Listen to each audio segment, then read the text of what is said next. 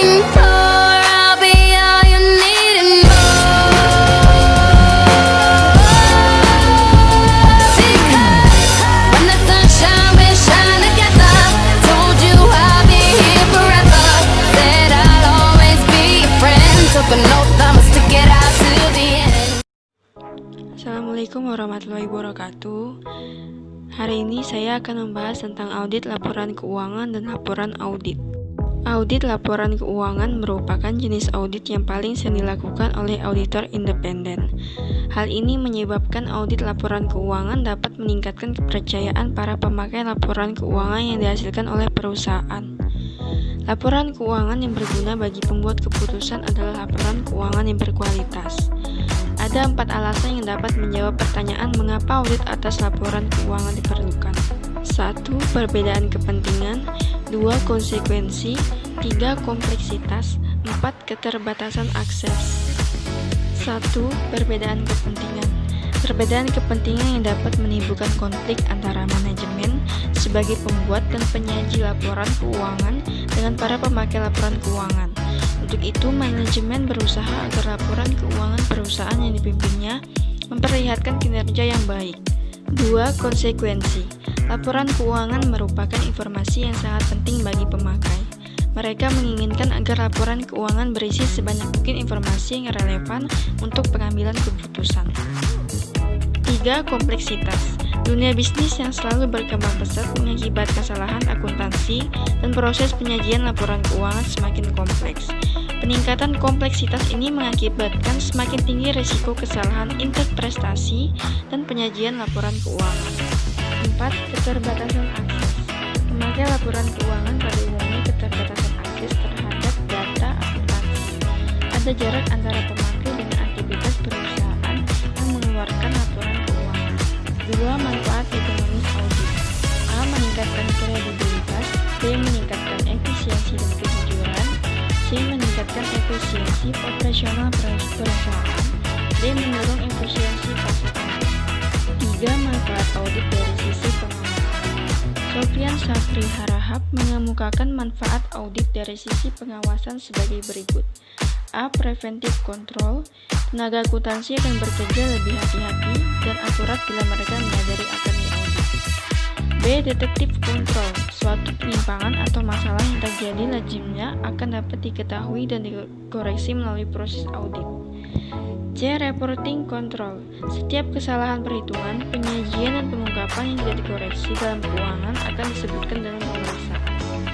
4. Laporan audit.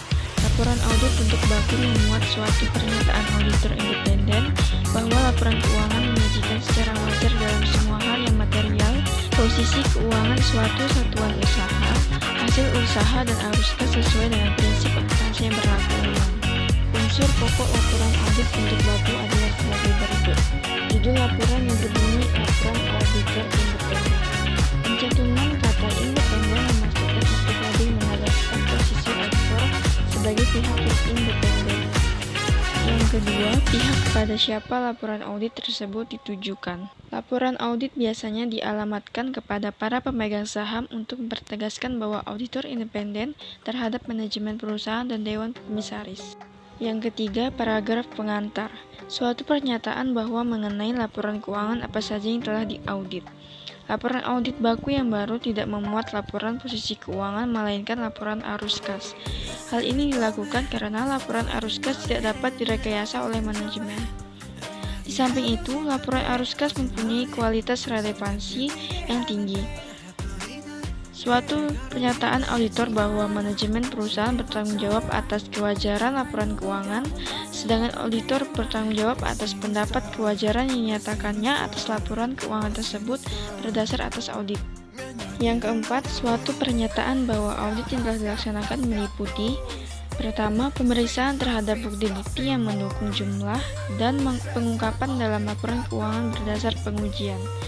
Kedua, penilaian terhadap prinsip akuntansi yang digunakan dan estimasi-estimasi signifikan yang dibuat manajemen.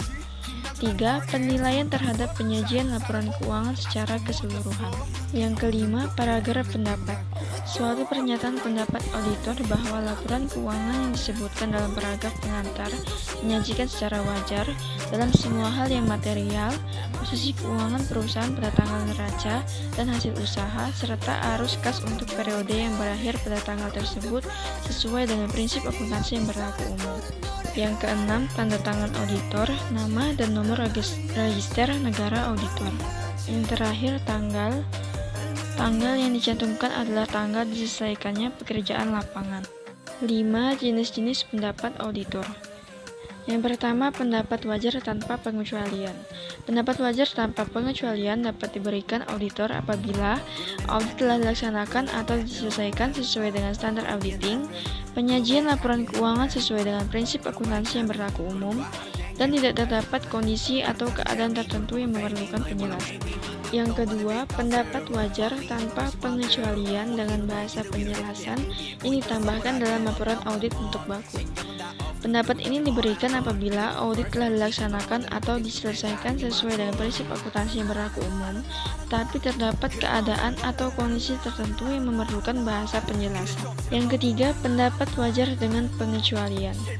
Jenis pendapat ini diberikan apabila tidak ada bukti kompeten yang cukup atau adanya perubahan lingkup audit yang material, tetapi tidak mempengaruhi laporan keuangan secara keseluruhan. Auditor yakin bahwa laporan keuangan berisi penyimpangan dari prinsip akuntansi yang berlaku umum yang berdampak material, tetapi tidak mempengaruhi laporan keuangan secara keseluruhan. Yang keempat, pendapat tidak wajar. Pendapat ini menyatakan bahwa laporan keuangan tidak menyajikan secara wajar posisi keuangan, hasil usaha, dan arus kas sesuai dengan prinsip akuntansi yang berlaku umum.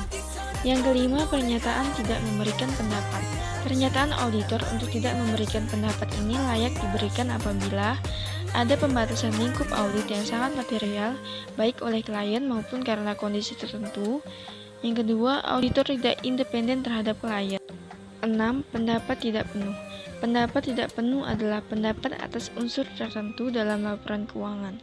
Pendapat ini tidak boleh dinyatakan jika auditor menyatakan tidak memberikan pendapat atau tidak menyatakan pendapat tidak wajar atas laporan keuangan secara keseluruhan.